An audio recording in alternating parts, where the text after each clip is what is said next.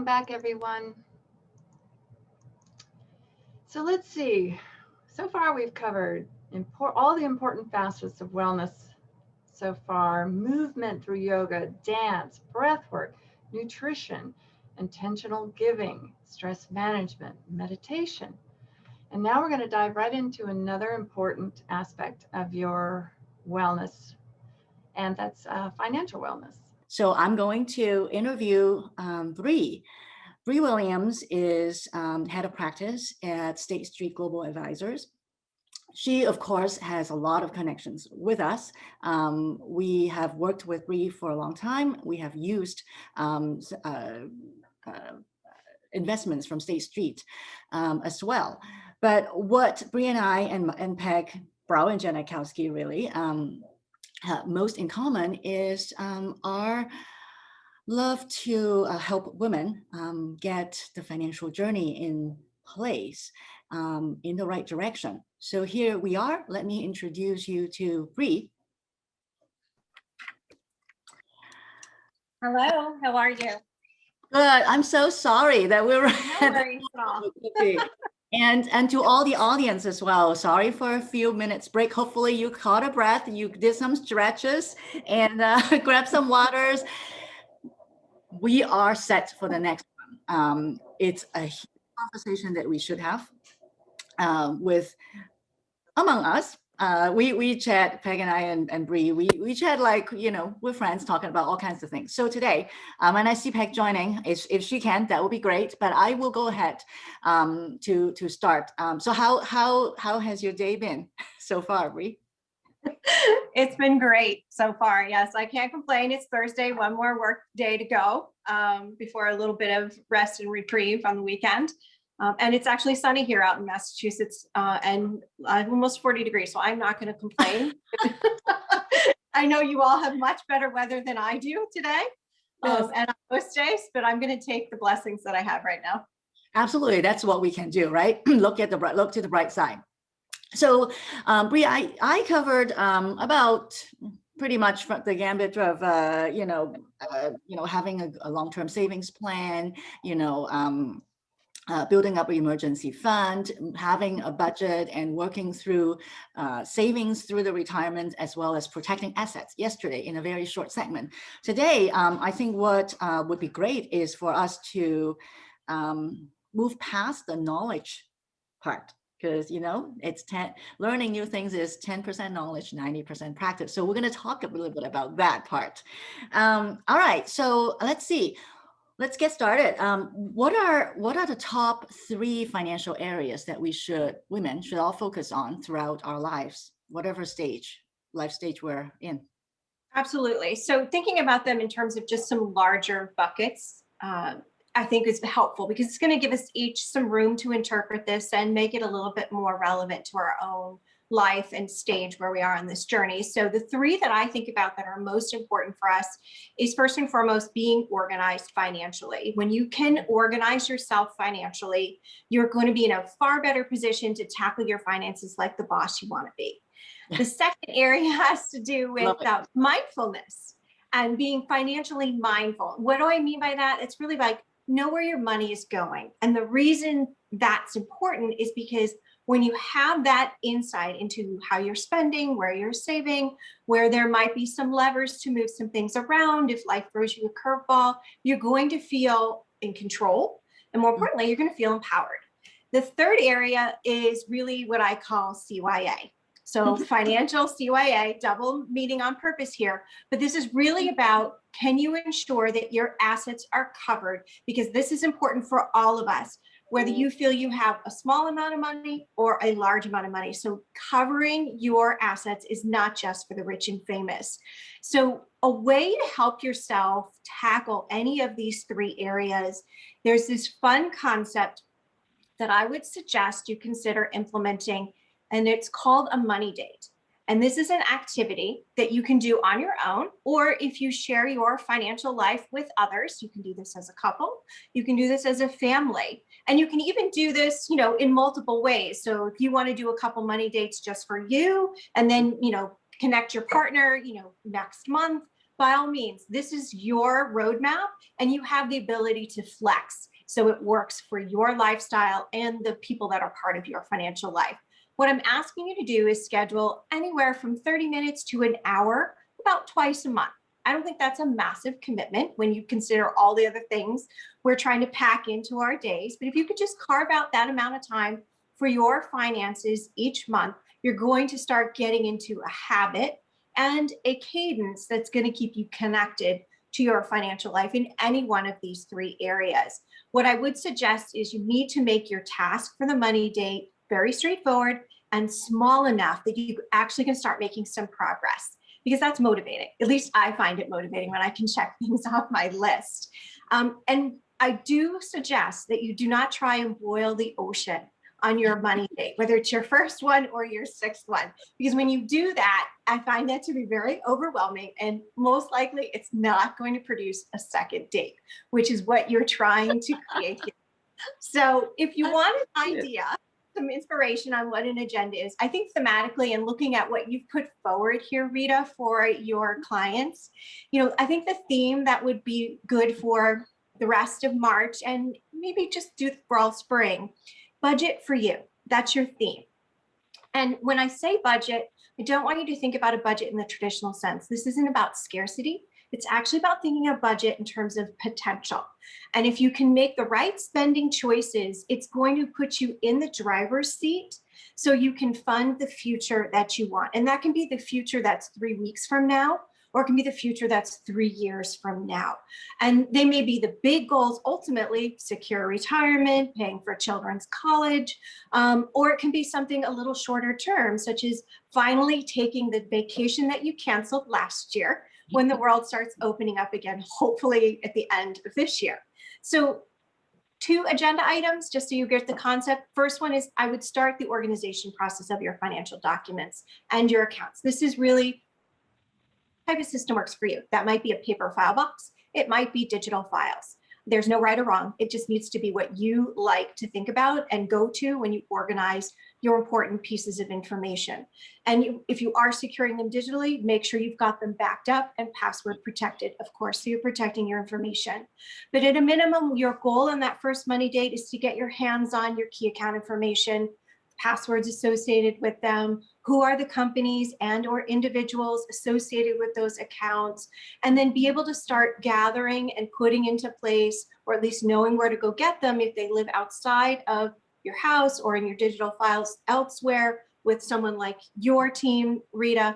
You know where those legal documents are. You know where your tax receipts are. You know where your insurance information is and other account records. And I'll give you bonus points if you make this particular money date agenda item annual, because then you can look at and make sure your titling's correct. Did anything change? Like you have a new baby, that person needs to be accounted for in some of those legal and financial documents. Perhaps, another curveball in life happened and you find yourself stretching and caring for elders, so you need to keep their financial information organized, and so on. So you kind of get the idea. If you want to think about outside the organization, review your spending. Again, this can be overwhelming too. And it also is really eye-opening. I'm asking you to do this not so you feel bad about yourself. Give yourself grace. This is an opportunity to just get a handle on where is that money going, and acknowledge, where you have opportunities to then start creating some goals. So we're going into that mindful spend mode, and you can start thinking about, how much am I spending on eating out? How much am I spending on shopping? I know my budget for shoes is always way, way over. Amazon, also very over for me, just given where we are today in terms of our lifestyle with the global health pandemic. How much is being spent on groceries, entertainment? You can use apps if that's helpful, like a Mint, to help make it very easy if you enjoy using technology to help aggregate and account in an automated fashion where your money's going, or you can use a traditional paper style. But either way, this is about building a foundation of financial wellness. And you can create that balance sheet that's personalized for you. You have an income statement. I know, Rita, your team can help with this organization process and also with some of the goal setting, because now you're going to be thinking about the bigger picture, because you're going to have a handle on the micro facts. That's exactly right, Brie. I love it. Of course, our team will, already have all these things in place to help people gather the information and maybe tips along the way, how to really consistently do it. But most of what I love about what you said is the money date, because I'm thinking about that already. I'm thinking, what am I going to talk to my husband about the next day, right? And chunk it down, as you said, chunk it down, so that you don't overwhelm the situation. Because yes, Right. I want another date. All right, I see Peg dialed in. I wanted to see whether Peg has anything to add to that. Can we hear you, Peg? Sure. No, I think great idea, Brie. Rita actually talked about that a little bit yesterday and gave you some tactical tools to start creating your budget and maybe reducing debt where there is debt, and creating space for things that you're going to want to do. I know my vacation money bag is getting bigger and bigger. You know, heaven's sakes, who knows where I'm going to go with it. So yeah, no, I think that those are all good things to do. Brie, I wanted to talk a little bit about money and kids.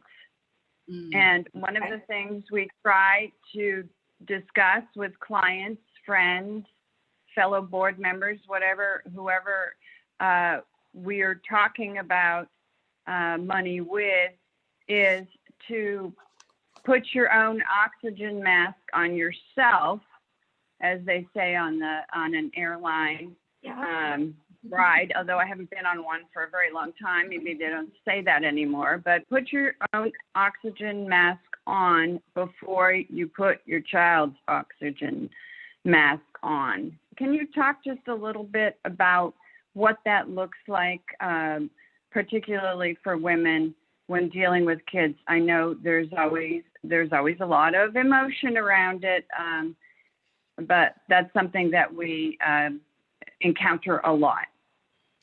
I think it's a really important question and very relevant, especially when I look back at how 2020 unfolded, you know, and the impact of the health pandemic in particular. It did strike more women than men in terms of the change in their lives of responsibility, burden. And when I think about the she economy in particular, a lot of the sectors that women tend to work in was harder hit. So you have more women that were either out finding themselves at a loss of a job, a pullback on their income because they took less time on the job in order to create some balance with the work, home, and schooling requirements.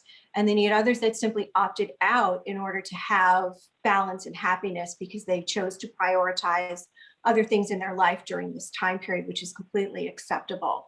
And those are, you know, financial decisions, depending on the choices you are making, some minor, others major, that will have an impact on one's financial future. So if I think about this generationally, I'm going to pick on Gen X, which is actually my generation. We do find ourselves sandwiched, and when you think about putting your own oxygen mask on first, it's very tempting because we tend to want to give and give as much as we can, that we prioritize ourselves last. So a real life example of that is if cash flow is feeling really tight or overly stretched, you might be tempted to dip into taking a loan out of your 401k. That's not necessarily a bad decision, but you want to think about it in context of, will you be paying yourself back and within an appropriate time frame to avoid triggering things like tax, and also never paying yourself back. But it may be a strategy that you need to lean into.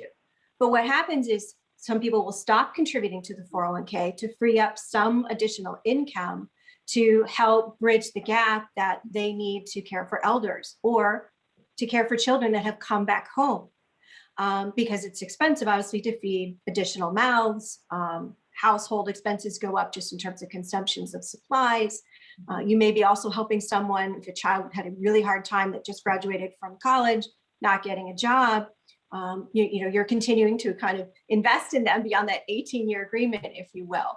So those are all curveballs in life that you didn't necessarily plan on, but now you're making some choices in the short term that could have bigger consequences down the road, such as your ability to retire at your desired date. Your ability to do some of your bigger dreams, like buying a vacation home, or starting to travel more frequently with friends and family. They're trade-offs and they can be made, but you want to be thinking about if you steal from future you to help fund children's expenses and or elder care expenses, can you pay yourself back in a reasonable time frame? And if not, what are the trade-offs you want to start making? Another example would be if you think about you own a house and you are really looking to, and you talked about it with your children, pass that house on because it's a family home. Everyone wants to keep it in the family. If that's a goal, then when you think about the house needing a new roof, there was a client that was struggling with, well, if I pay for this roof now, then I'm not able to, take the kids on the Disney vacation. Well, if the goal is to pass the house on, you have to keep it up. So that's more important at that time than treating them to Disney World. So again, just thinking through your options, because they're all choices in the financial realm, and it can be putting it in the right priority, but it's the right priority that doesn't sacrifice you in the process. Because if your ultimate goal is not to be a burden on your loved ones later, then you need to make sure that you have sufficient income, that you have sufficiently taken care of your needs before you get into your wants and your wishes. That's right. I think, one of my colleagues at Baron Janikowski had always said this, there are choices that you have to make along the financial journeys. You can always, there are always tools to help along the way. You can always borrow, for example, for a child's college, right? But you cannot really borrow like for your own retirement. So I think that those are kind of things, the lenses that we can use to look at it. And I like what you said. It's a lot of choices. We can trade up for it. It doesn't have to be, getting rid of things or making tough decisions. But along the way, there are different choices that will help you make better decisions, informed decisions. Okay. What about you? You are in that stage right now.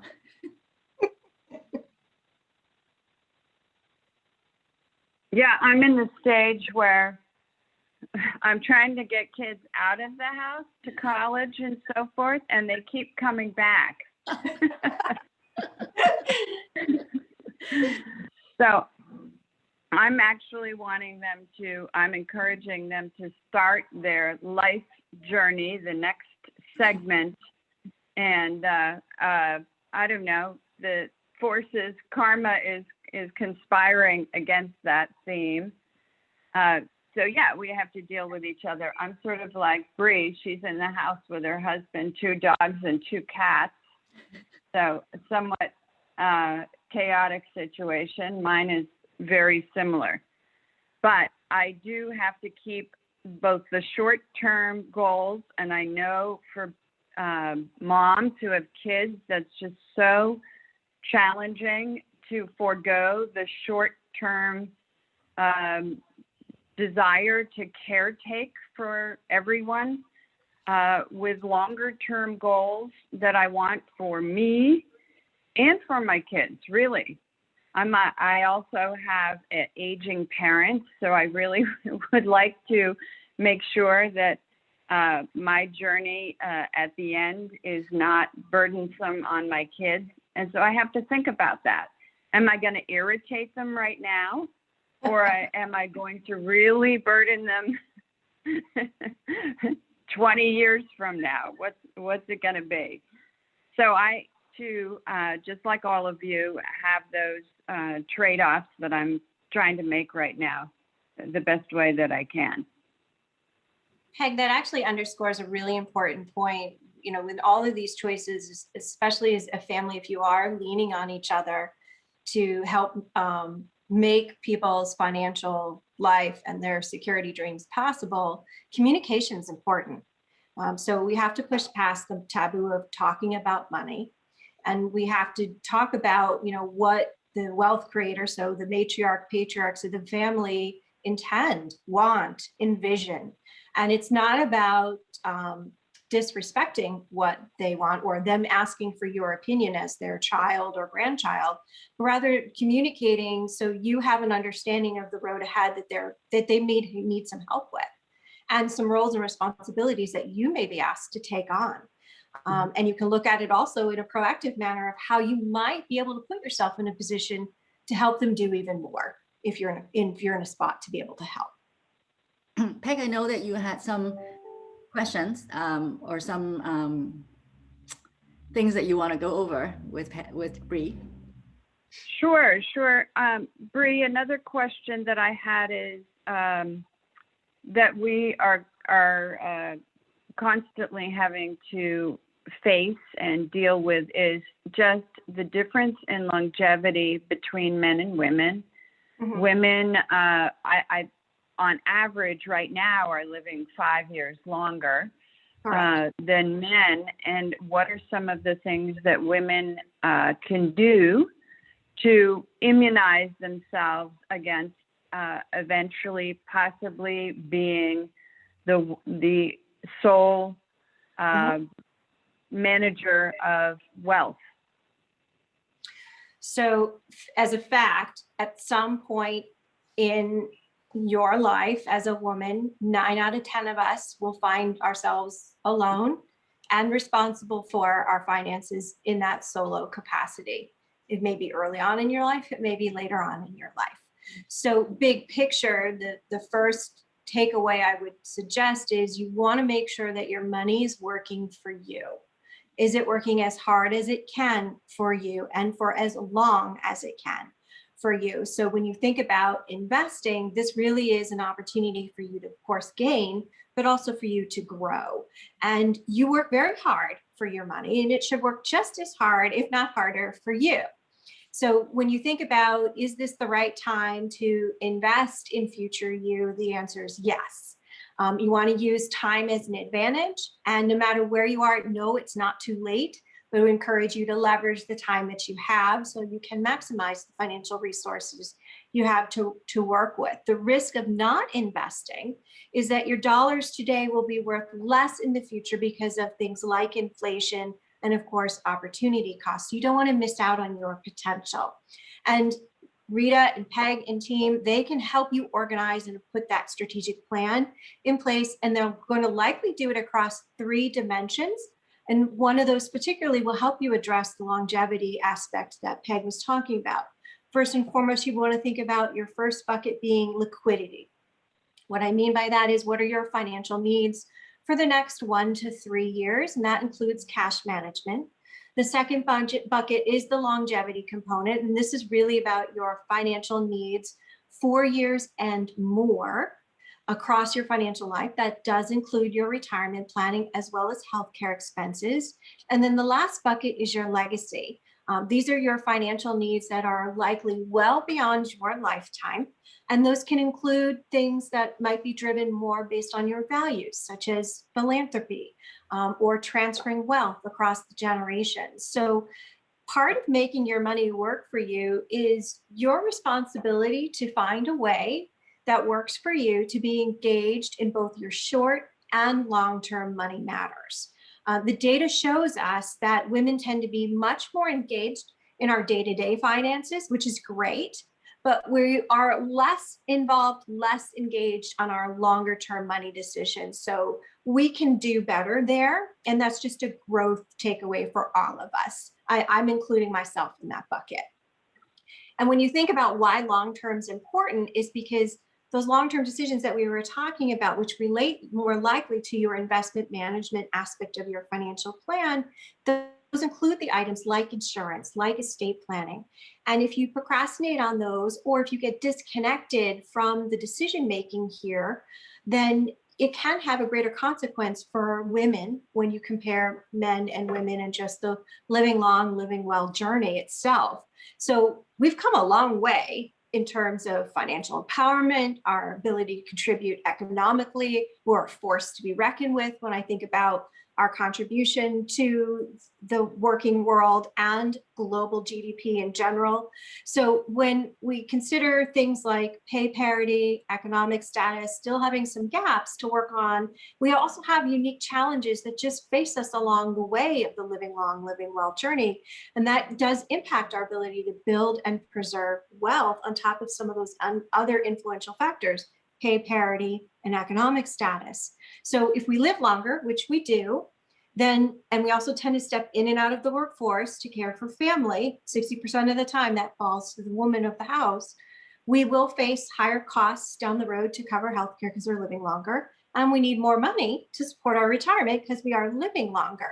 And when you think about those levers, when you have less time on the job, that does mean lower lifetime income, and it could mean less money as a woman devoted to investing.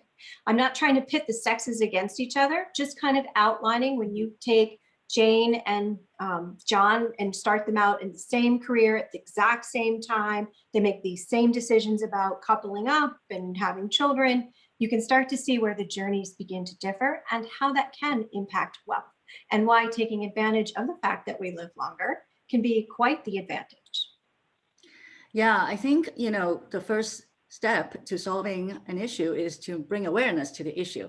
And those are several things that we have to deal with. Good for us, longevity is not a bad thing. Having the ability to step in and out of the workforce is not a bad thing, but we can think of them or plan for them wisely. And especially, I love how you talked about the compounding of money. That's our money working for us, and that's my wheelhouse. That's your wheelhouse. That's Rowan Janikowski is here to help you do that. It's important because of our longevity to be able to turn our human capital when we have into financial capital, so that in the future, when we are no longer working, they can produce passive income for us. Awesome. All right, back to you, Peg. Just as a closing discussion, we encounter women who have all sorts of attitudes about money, but many who say someone else does it, either a professional or a partner, and I don't want to know a thing about it. Mm-hmm. What are the essential elements? What are the essential questions that we as women had better know about our finances if someone else is taking care of them for us? Sure. I think divide and conquer is very common, and it actually can be done. But the key is, if you're not the one taking the lead on managing the financial life for the household, you don't want to be disconnected entirely. You need to, be thinking about general information of not only who's who in your financial life in terms of key partners, types of accounts that you have, where your money lives, what you own in terms of what its purpose is, and if you're on track or off track and making some optimizations. Having that conversation at least once a year, and sitting down with, if you're working with a financial advisor, you and your partner, and if there are other people involved in this conversation, should all be getting together at least once a year. I would encourage you to do it at least twice a year. You can use money dates for that opportunity. Again, keep it small, keep it focused, so it works for everyone. But if you abdicate entirely, then you're creating a self-imposed obstacle to being successful, to live your financial life based on your definition of financial security. So delegation, I'm okay with, but you just can't get disconnected. And if you step back from routine money matters, I think your stakes are really high here when you push it off to someone else 100% and not re-engage enough to have basics under control, having that confidence. So I'll give you a personal example. I am married to a financial advisor. I did not plan that. It's just the way it worked out in terms of where the heart went. And that's his day job. So rightly so, he would like to be in charge of that. Fine by me.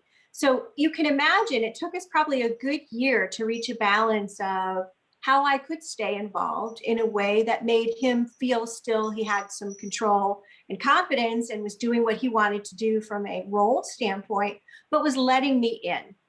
And when I explained emotionally, if I'm waking up in the middle of the night, which I tend to do a few times a year, it's usually in a cold sweat because I'm worried that if I, don't make it home from a business trip one day, are the loved ones that I have responsibility for going to be okay? It's a pretty simple question to answer. And when I presented it in that light versus I was really looking to get into the weeds of our asset allocation and, this stock versus that stock, that was not my intent. We do talk about those conversations now. It's been 20 years. It's not going to happen overnight. But this money talk, this cadence, this understanding of whose roles and responsibilities and staying connected is critical, because if he doesn't make it home one day, I'm not starting from ground zero and or being in the dark. And that was something that really resonated with him, and he understood. And that was the turning point for us in having more productive money dates 20 plus years now. That's great. I love it. And what that means is that women have to ask for that. Many women say to me, I don't want to know. I don't care about it. I don't want to know. You don't have to go through and talk, asset by asset about performance. But what you do need to know is basic buckets of where money is and possibly how it transfers if someone doesn't make it home, and what you can access easily and quickly and what you can't. So I think those are sort of basic life survival skills. Yes. And if you need motivation, I would suggest, I like surprises, but for me, a surprise that's good comes in a blue box with a white bow. A surprise that's bad is or a shoebox. Or a shoebox in my case, yes. A bad surprise would be my finding out that there's a credit card with $10,000 owed to it. That would not be a good surprise. Well, I think that we've come to the end of our time. We really enjoy working with Brie. Brie comes to see us every once in a while and keep us on our toes and up to date about what's going on in terms of research and academics and training, and just keeps our skills sharp. So we appreciate that very much, Brie. Oh, it's always happy to talk about people and investing, and in particular women and investing. I know that Brie is a real advocate for women in financial services, and that's terrific. That's what we need: advocates and people to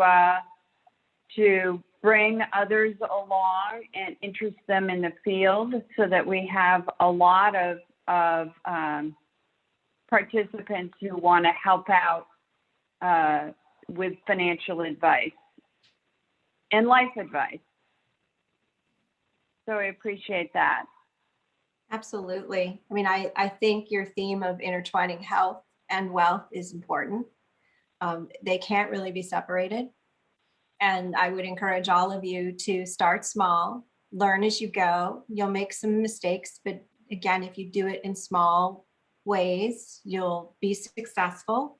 And that experience that you gain over time will serve you well. It will build up your confidence. You're going to be the boss you want to be of your money. And if we can continue to help you on your journey, find your sweet spot, we're here for the team. Thank you so much, Brie, for your time. Peg and I and Brie have been given a timeline. If we have not, this conversation could have gone through lunch. That's how rich a lot of time our conversations are. And it's lovely to talk money and finance with women. I want to encourage you all to get in touch with us. If you want to learn by little by little, as Brie suggested. It's fun. It's not scary at all. And I think it will be a very profitable exercise for you. Also, we're going to add some of the material that Brie provided, including lists of books that might be of interest to younger investors, women who are younger investors, and women of all ages who are interested in the markets. I know it's a little intimidating sometimes. We will put those items on the website so that you can take a look at them, see if anything interests you in helping you to dive in. Yeah. Okay, great. So next up, thank you, Brie. You're so welcome. Thank you all. Appreciate it. Great. Thank you, Pike. Bye. Next up, we'll go to a bio break and then we'll return in 3 minutes.